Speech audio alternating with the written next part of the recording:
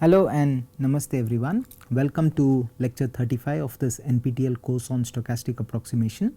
If you recall, in this week and the next, we are going to study some important variants of stochastic approximation algorithms. In particular, we are going to look at 2 time scale stochastic approximation and stochastic recursive inclusion. Over the past few lectures, I have used this example of this linear inversion problem, right? Looked at the case where some of the measurements come from adversaries and use that example to motivate solving this minimization of L1 norm of Ax minus expected value of y, right, and from there coming up with the algorithm that necessitates use of on the one hand 2 time scale stochastic approximation, and on the other hand taking a stochastic recursive inclusion view of the update rule, right, and that stochastic recursive inclusion perspective comes from the fact that each time you visit a particular point x, the adversaries could do whatever they like. So in some sense the adversaries play from a set, and that in some sense forces a set valued nature to the dynamics, right, and whenever you have a set valued dynamics, the resulting algorithm is a stochastic recursive inclusion, right. So we then started asking questions of what is the limiting dynamics of a stochastic recursive inclusion. The limiting dynamics is what is known as a differential, the limiting dynamics is governed by what is known as a differential inclusion. The differential inclusion is a set valued generalization of an ordinary differential equation, right, and in the last few minutes of the previous class we sort of looked at conditions under which a differential inclusion guarantees existence of solution, and one of the sufficient condition we stated was that of this set valued map capital H being Marchaud, right. In today's example we will check if for this linear inversion algorithm that we have cooked up, right, is the associated set valued map H indeed Marchaud or not. Okay. So with that in place, let us begin our formal discussion. Right. So as I said, during this week we have been sort of looking at good motivation for studying 2 time scale stochastic approximation and stochastic recursive inclusion, right, and in some sense the problem that we are interested in solving, motivated by the presence of adversaries, we want to look at the minimization of Ax minus expected value of y, right, where instead of having access to expected value of y, we have access to samples of y of I, right, and we have this constraint that an unknown subset of the coordinates are actually adversarial in nature, which implies that they will provide us with values, right, and some of them could also be provided with the intention of derailing our algorithm, right. So towards that we proposed the following algorithm. So xn is updated in the following fashion and yn is updated in this fashion, right. In particular even though we do not know which i's are adversarial and which are not, at least we know that for the unknown honest set of workers this would be the update rule, right, and I should emphasize here that this is for all I in calligraphic A complement, right, and of course for I in A the update rule of yn could have no meaning, right, and yn of I could be garbage values, or I should not say garbage, it could be adversarial values with designed in a way to derail our algorithm potentially, right. And then we said that look, the update rule for xn can be written in this form where h of x comma y can be broken down in this fashion, right. So notice that we break it down in a particular fashion to enable our analysis. In particular, this part of h of xi is in some sense aligned with the ideal dynamics. The ideal dynamics is that in some sense you should look at the gradient descent with respect to this objective function. So this part is aligned with that. However, this part comes from adversaries, so I think I need to be careful here. So there is no n in here, right. So the inputs are x and y, and whenever the inputs are x and y, basically this will be there, and of course when the input is xn and yn, wherever you see x and y you replace it with xn and yn, right. And this epsilon n over here is basically the difference between the idealized version. I think there is a mistake here. I think epsilon n should come with a negative sign, so that this part has the positive sign and this part has the negative sign, so that this part cancels off with this, alright. So epsilon n, as I told you last time, is basically the perturbation bias. It basically compares what we would have ideally liked with what we would get using an estimate of expected value of y of I, and mn plus 1 is basically the martingale difference noise, right. And in order to analyze this algorithm, we cooked up this set valued function h and we defined it in the following way, right. So this calligraphic h of x, right, consists of all elements of this form, where lambda I equals sine of expected value of y of I minus ai transpose x whenever I is non-adversarial and ai transpose x does not equal expected value of y, and for every other I, lambda I is an arbitrary number between -1 and +1. Okay, so this is the way that we had defined this set h of x, right, and we said that the limiting differential inclusion that governs the stochastic recursive inclusion that we had over here, which is the one that is specified here, right. This is of this form, right, x dot of t belongs to capital H x of t, right. So now before we start discussing the limiting behavior of the stochastic recursive inclusion from the previous slide, we would first like to check, right, is this idealized differential inclusion. So notice that in this idealized thing there is no notion of noise or there is no notion of adversaries, right. So I mean h of x is defined in this fashion, and we would like to ask whether the solution trajectories of this di indeed converge to x star or not, right, where recall that x, so I should be careful here, this should be indeed converge to expected value of x or not, which is the true expectation of the random variable x, right. Now before we verify this fact, what we will do today is to verify whether the limiting differential inclusion is well posed or not, right, and in the next class we will formally check whether the solution trajectories of the di converge to expected value of x or not, and subsequently we will discuss convergence of the stochastic recursive inclusion algorithm itself, right. So towards guaranteeing that this differential inclusion has solutions, right, for any initial condition like this, right, we need to show that H is Marchaud, right, and if you recall, to show H is Marchaud we need to verify three conditions. The first is that your H of x for any x is convex and compact. Furthermore, for any x, right, I should say not for any x, there exists some constant kh such that for any x and any z in h of x, right, the norm of z is upper bounded by some constant times 1 plus norm of x. So this constant here should be independent of x. So this in some sense ensures a linear growth condition on the size or norm of your vectors that are present in h of x. So linear growth condition means something like this, and on top of that we require that this function h be upper semi-continuous, right. So I will sort of elaborate what upper semi-continuous means when we have to verify this fact, right. So now what we will do is we will verify each of these three conditions one by one, starting with this part 1, right, and the thing that we need to verify is that this h of x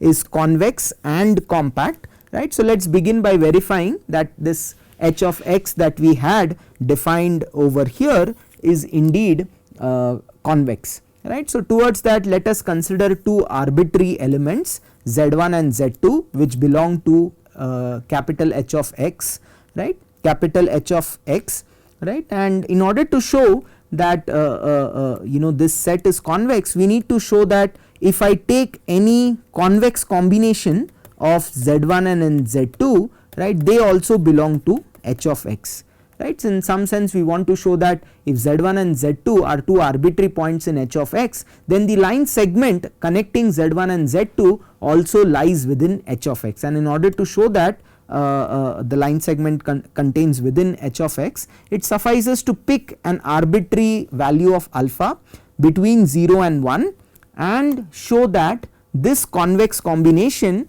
lies in H of x. So if you take this convex combination, and since Z1 and Z2 have this form that is mentioned over here, it is easy to see that alpha Z1 plus 1 minus alpha Z2, right, would have this form over here, where the convex combination results into alpha times lambda I of 1 and 1 minus alpha times lambda I of 2, right.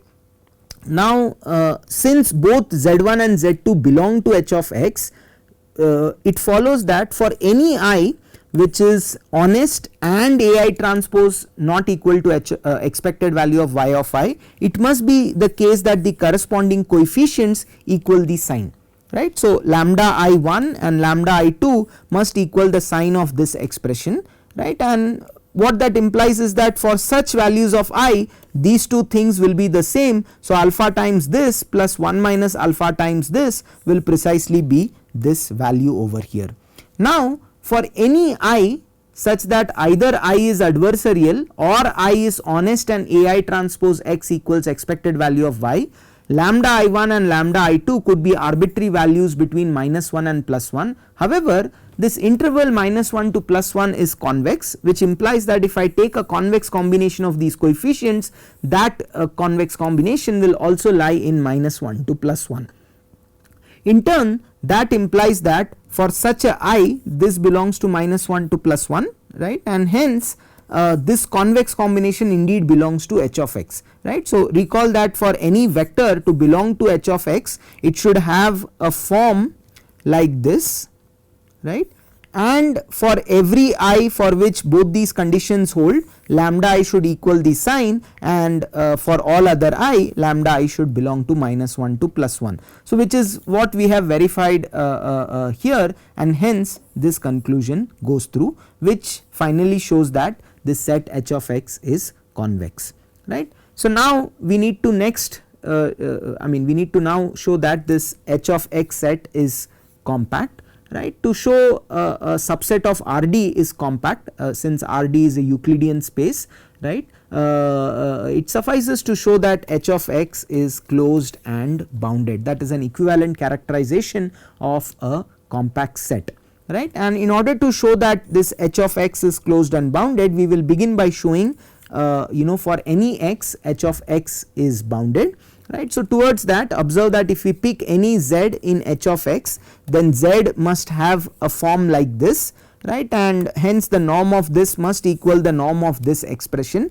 Now from triangle inequality, this norm can be upper bounded by 1 over n times the sum of these norms. Now whatever be the value of lambda I, since it lies between -1 to +1, this absolute value is upper bounded by 1, hence this whole expression is upper bounded by this, right, and one can now conclude that this sum is upper bounded by A star, where A star is the maximum of these norms. Is this okay? So if you replace every norm AI by the maximum value amongst these values, then you will have A star times n, and this n will cancel off, resulting in this upper bound. So from this one can conclude that indeed this calligraphic H of x is bounded, right, and in order to show H of x is compact, it remains to show that H of x is closed. So towards that, we will make use of one property which says that, let us say you have a continuous function, okay, between two spaces, right, let us say calligraphic A and calligraphic B, and let us say this f is continuous, and let us say A in calligraphic A, okay, maybe what I will do is I will not use these notations because I have used calligraphic A to mean something. So let us say I make use of let us say Rn to let us say Rd. Is this okay? So suppose you have a function f of this form, and let us say you have some capital lambda which is a subset of Rn, and this capital lambda is closed, and let us say f is continuous, then we know that f of lambda is also closed. Okay, so this is a fact from functional analysis. We will be relying on this fact, right. So one can see that in order to invoke this, what we can see is that for any element h of x, right, that can be constructed using a map of the following form, right. So any element in h of x has this nature, right, and one can see that the characterization of this element is basically the values of this different lambda 1 to lambda n. Hence one can construct a map which maps lambda 1 to lambda n to this element in h of x, right. So this is your function f, if you want to think in that way, and because lambda 1 to lambda n is mapped to this linear combination, what follows is that this function that we have over here is indeed continuous, right. And furthermore, the input of this map to get h of x should have the property that whenever I satisfies the fact that it is an honest coordinate and ai transpose x is not equal to expected value of y, in which case lambda I must equal this, or lambda I should belong to -1 to +1. Okay, so in this sense one can see that the set h of x can be viewed as an image of a closed set, right. I should perhaps say closed set, right, of a closed set under the continuous function. So why do I say it is a closed set? Well, it is the Cartesian product of sets of this form. A singleton set is closed, right, and this set is also closed. So if you take the Cartesian product of sets of this form along with sets of this form, one can see that h of x is indeed an image of a closed set under a continuous function, from which one can conclude that h of x is closed and hence h of x is compact as desired, right. Now this sort of verifies our first condition, in the list of conditions needed to verify that this capital H function is Marchaud, right. Now the next thing that we need to verify is this linear growth condition, right, but this trivially holds from what we have done so far. If you remember, for any element z in h of x, we have already shown that the norm of z is upper bounded by a star, right, and because this thing is true, one can see that if I take kh to be a star, then this condition trivially holds, right. So condition 2 is also verified. Now the last thing that we need to verify is to show that this function h is semi continuous, right. So I think I need to say that function h is semi continuous, right, and now let me first provide a definition of what set valued function being upper semi continuous means, and then we will verify this condition, right. To show that your set valued function h is upper semi continuous, we need to show that the graph corresponding to your set valued function h, right, which is basically the collection of all x comma z, where x is d dimensional, z is d dimensional, and z belongs to h of x, right. So you collect all such pairs of points. So this is like x comma z, so it is a tuple of two d dimensional vectors, right, and they should have the property that x be in Rd and z be in h of x, right, and this collection should be closed, right. So in order to show that this collection is closed, right, it suffices to show the following, which is that if xn and zn are two sequences such that zn belongs to capital H of xn and xn converges to x and zn converges to z, then this limit z belongs to h of x. So if we verify this condition, right, that is equivalent to showing that this set is indeed closed, right. So, we will now verify this thing. So, towards that what we will do is we will verify some set of this form, right. For any input x, let z of x be the collection of all I such that either I is A, I belongs to A, that is either I is malicious or adversarial, or AI transpose x equals expected value of y. So, I mean just to emphasize why we are also looking at this is because this condition would ensure that the input to the sine function is 0, right, in which case the sine function you can pick any value between -1 to +1, right. So, z of x basically consists of all such i's, right. So, now let us see what happens if I belongs to zx complement, which means that both it should be non-adversarial and AI transpose x should not be expected value of y. For such a I, right, it is trivial to conclude that AI transpose x minus expected value of y I will either be greater than 0 or less than 0, right.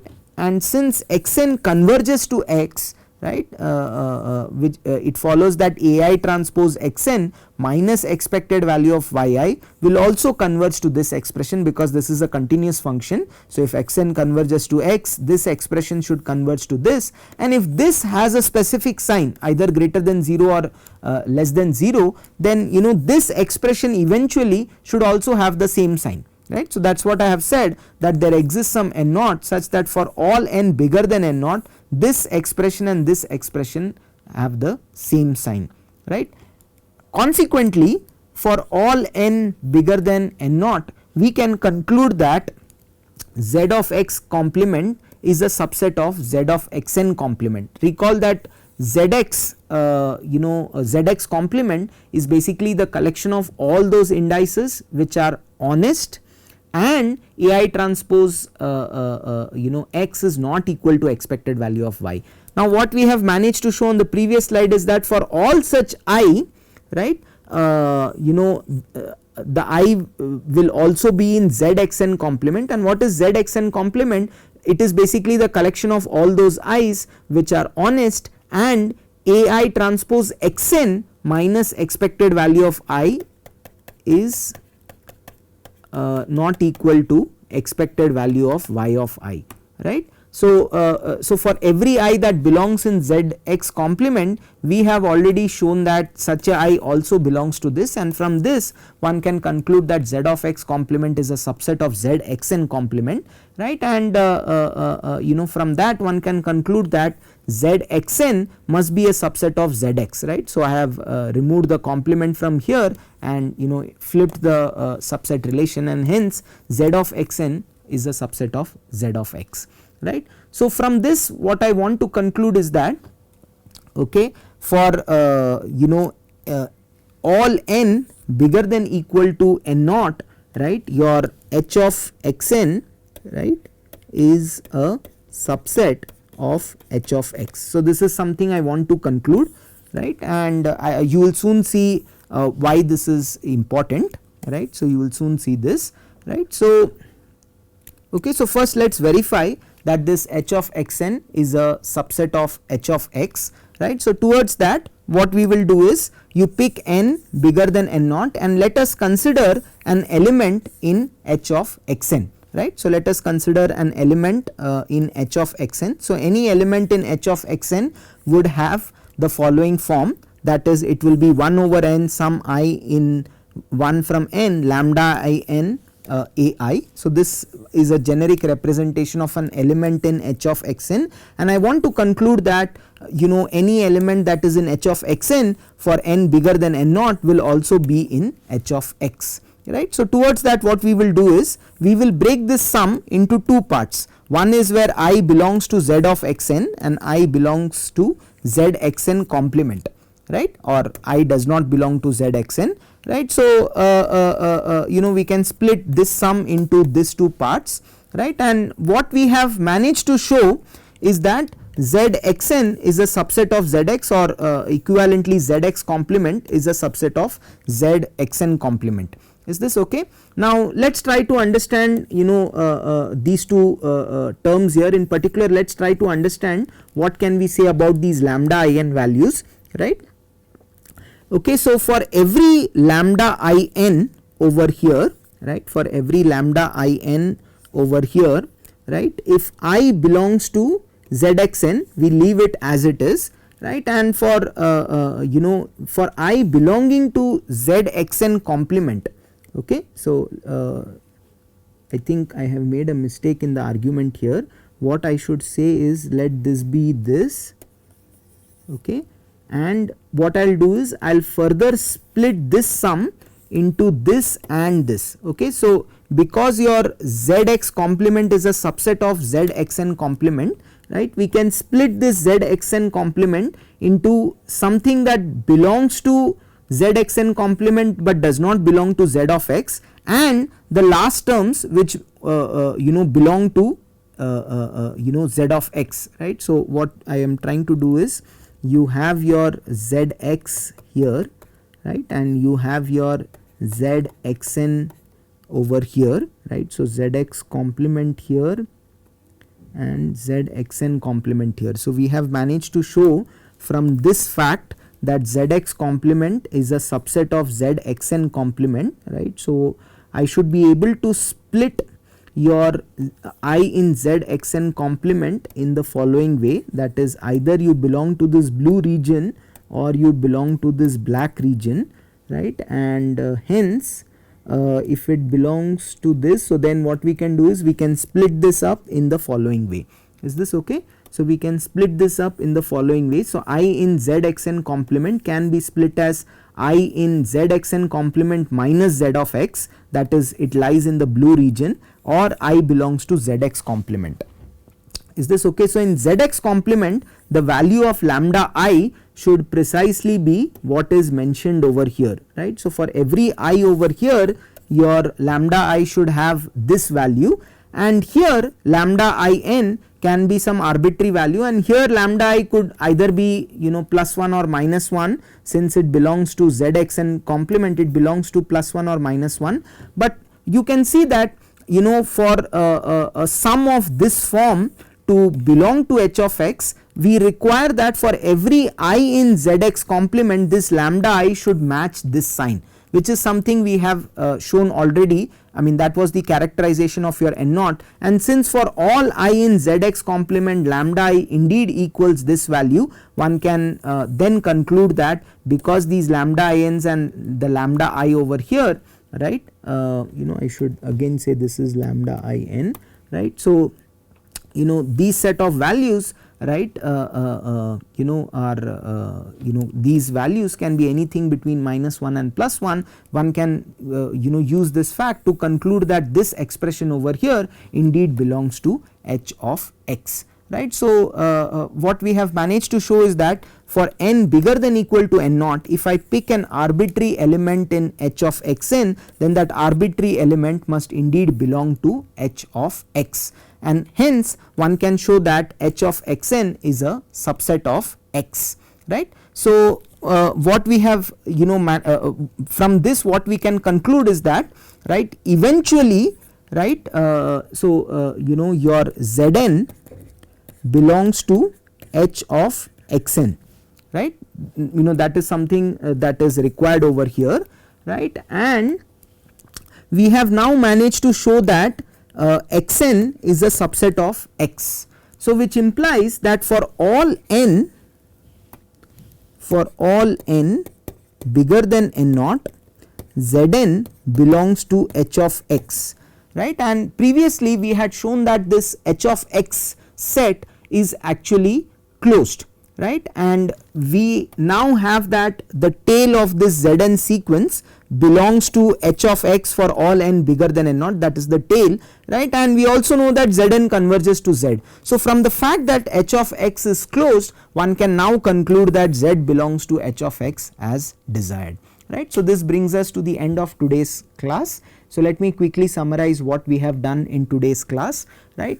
In today's class we tried understanding whether the set valued function h is Marchaud or not, and towards that we verified whether h of x is compact and convex, then we verified whether h of x has this linear growth condition, right, and finally we showed that this set valued map H is upper semi continuous, right. So these are some technical conditions, and I have verified such conditions for the example algorithm that we are considering. So one can ask why do we need to show that this H is Marchaud? Well, the purpose of H being Marchaud is to ensure that for any initial condition the differential the corresponding differential inclusion guarantees existence of solutions, right.